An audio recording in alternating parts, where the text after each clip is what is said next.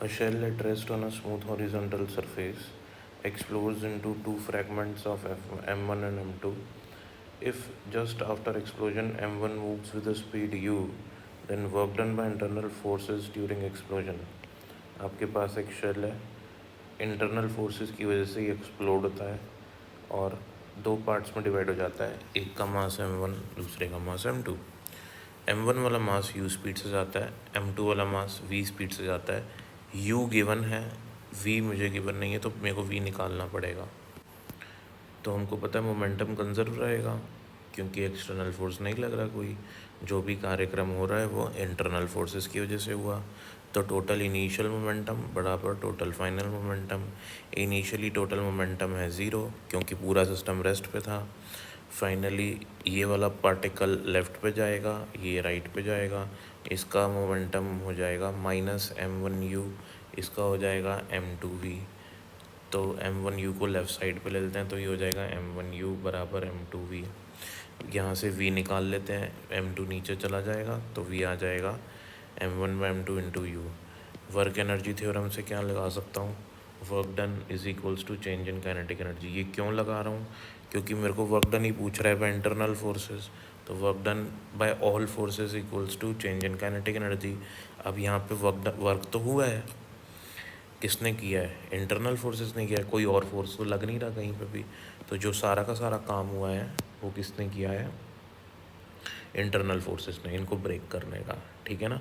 और ये दोनों, ये पूरा सिस्टम हॉरिजॉन्टल प्लेटफॉर्म पे है, तो ग्रेविटी की कोई बात ही नहीं है। तो work done by all forces equals to change in kinetic energy, और एक ही फोर्स काम कर रहा है, इंटरनल फोर्स, तो मैं इसको लिख सकता हूँ work done by internal force, ठीक है। तो change in kinetic energy final minus initial. तो आपको पता है कि इनिशियल काइनेटिक एनर्जी तो सिस्टम की ज़ीरो है क्योंकि वेलोसिटी ही ज़ीरो थी। तो फाइनल काइनेटिक एनर्जी आ जाएगी, इसकी फर्स्ट वाले मास की आएगी ½ m1u², दूसरे वाले की ½ m2v²।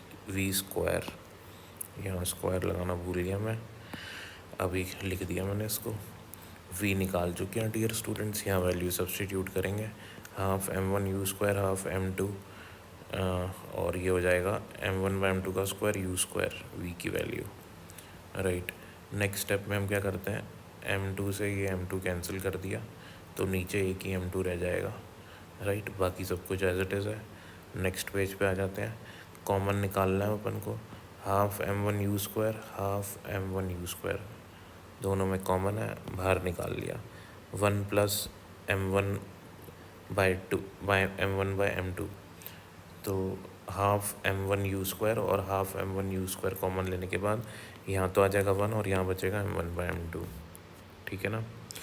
अच्छा, अब अंदर क्या करते हैं, हम एलसीएम ले लेते हैं, तो m2 और इधर m2 + m1 आ जाएगा, और इस पूरी इक्वेशन को m1/m1 से मल्टीप्लाई कर देते हैं। तो ऊपर तो हो जाएगा m1², नीचे हो जाएगा m2m1, और u² already as it is है और m2m1 एज इट इज़ आ गया। तो ये मेरा टोटल वर्क डन आ जाएगा। ये मैंने मल्टीप्लाई क्यों किया m1/m1 से, क्योंकि मेरे को ऑप्शंस के साथ मैच करना था, तभी मैच हो पाएगा जब हम न्यूमरेटर और डिनोमिनेटर को m1 से मल्टीप्लाई और डिवाइड करेंगे। Thank you for watching.